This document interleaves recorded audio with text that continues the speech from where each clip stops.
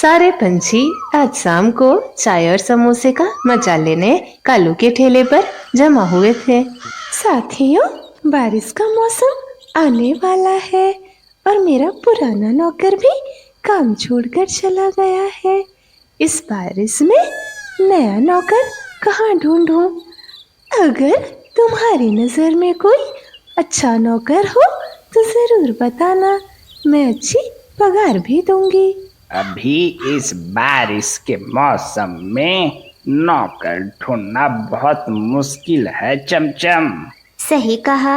इस मौसम में सारे पंछी तूफान और शिकारी पंछियों के डर से अपने घोंसले में ही रहना चाहते हैं। कोई घर से बाहर नहीं निकलना चाहता।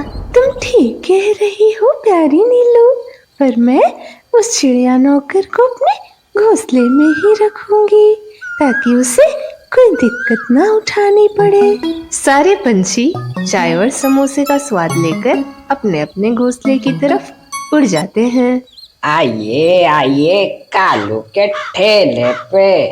कालू के समोसे बड़े खस्ते और चाय सिर्फ 10 रुपए, बड़े सस्ते। अभी कुछ दिनों के बाद एक दिन सुबह सुबह लालू कौवा एक कौवी को लेकर चमचम के घोंसले पे आ जाता है। ये बगल वाले जंगल की है। कल शाम मेरे दुकान पर कोई काम ढूंढने आई थी। ये तुम्हारे घर पे काम करने के लिए तैयार है। अरे वाह, तुम्हें याद था। थैंक यू लालू भैया। चमचम उससे सारी बातचीत करके उसे कल से काम पर आने को कहती है। अगली सुबह लैला कौवी अपना कुछ सामान लेकर चमचम के घर पर आ जाती है। चमचम उसे सारा काम समझाकर अनाज जुटाने चली जाती है। मेरा नाम है लैला, लैला लैला लैला। दोपहर हो गई थी। चीला और मोती स्कूल से आ जाते हैं। अरे बाप रे, 2 बच्चे! मैं कहाँ फंस गई रे दैया। मुझे तो बहुत काम करना पड़ेगा। मैं कहीं और काम ढूंढ लूंगी। शाम को चमचम के घर लौटने पर, अरे मालकिन जी, आपके यहाँ तो बहुत काम है और आपके 2 बच्चे भी हैं। उनकी भी देख रेख ना बाबा ना। मुझसे इतना काम नहीं हो पाएगा। मैं तो कल ही यहाँ से चली जाऊंगी। लैला, ऐसा मत कहो।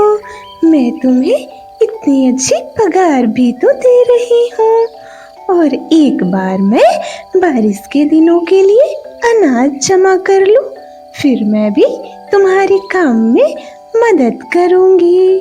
लैला बहुत कामचोर थी। वो थोड़े बहुत काम करके आसपास घूमने निकल जाया करती। चमचम को दिन भर के थकावट के बाद भी रात में काम करना पड़ता। एक दिन की बात है, चमचम जब अनाज लेकर घर आती है। अरे टीला, मोती, क्या हुआ? तुम घोंसले में अकेले क्यों हो? और लैला वो कहाँ है? लैला आंटी तो नीलू आंटी के घर गई है मम्मी। चमचम उसका इंतजार कर रही थी, पर बहुत देर बीतने के बाद लैला वापस आती है। लैला, तुम बच्चों को अकेले ही घोंसले में छोड़कर चली गई। अगर कोई शिकारी पंछी आ जाता तो? इतनी मनमानी नहीं चलेगी। मुझे तुम्हें काम से निकालने के लिए मजबूर मत करो। लैला को बहुत गुस्सा आ रहा था। वो चमचम से बदला लेने का प्लान करने लगी। अगले दिन चमचम जब अनाज जुटाने जंगल जाती है, नीलू उसके घर आती है। अरे लैला, जब चमचम आए उसे ये पाव भाजी दे देना। मैंने स्पेशल उसके लिए बनाए हैं। नीलू जी, एक आप हैं जो उनका हाल चाल लेने घर पर आई हैं और एक वो जो आपसे बहुत जल्दी है। मालकिन जी ने तो मुझे आपके घर पर भी आने से मना किया है। नीलू को ये बात दिल पर लग जाती है। वह बिना कुछ कहे ही वहाँ से चली जाती है। एक सुबह की बात है। मालकिन जी, आप मेरी पगार दुगनी कर दो। मुझे बहुत काम करना पड़ता है। मैं पहले ही तुम्हें इतने पैसे देती हूँ और तुम पूरा काम भी नहीं करती, और अब पगार बढ़ाने को कह रही हो। मैं काम नहीं करती? बाप रे बाप, भलाई का तो जमाना ही नहीं रह गया।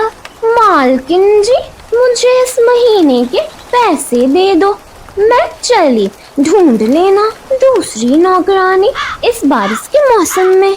लैला अपना सामान और पैसे लेकर चमचम को कोसते हुए वहाँ से चली जाती है। तभी कुछ दिन बीत जाने के बाद एक शाम सारे पंछी कालू के दुकान पर चाय और समोसे का मजा ले रहे थे। अरे वो प्यारी नीलू, क्या तुमने बारिश के लिए अनाज जुटा लिए?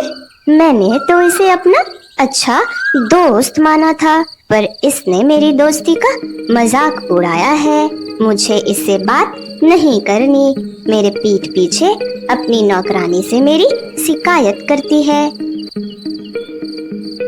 यही सही समय है, अभी सारे पंछी यहाँ जमा है। चल लैला।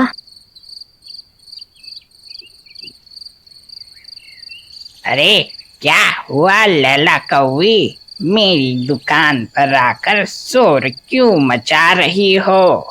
और तुम हमारे जंगल में क्या कर रही हो? अब तो तू चमचम के यहाँ काम भी नहीं करती।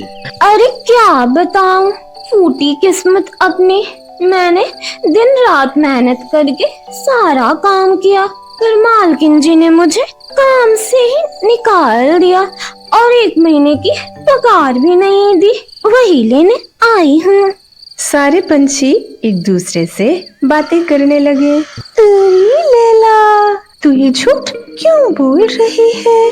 मैंने तो तुझे सारे पैसे दिए हैं और तुझे काम से निकाला क्योंकि तू कमजोर थी।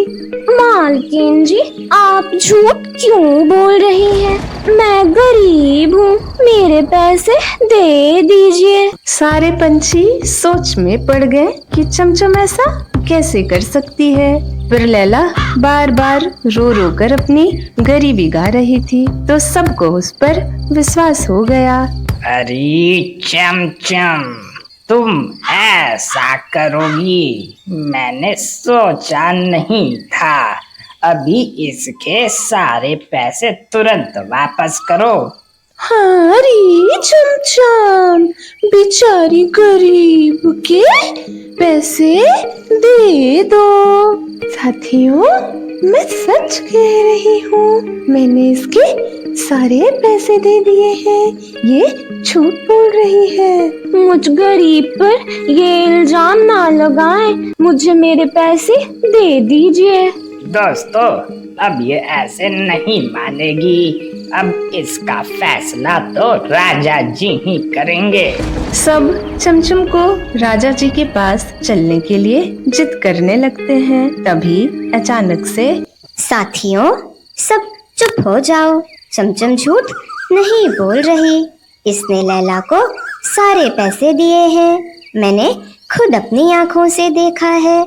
उस दिन मैं घोंसले से बाहर ही थी। ये सारे पैसे गिनकर ही वहां से गई थी।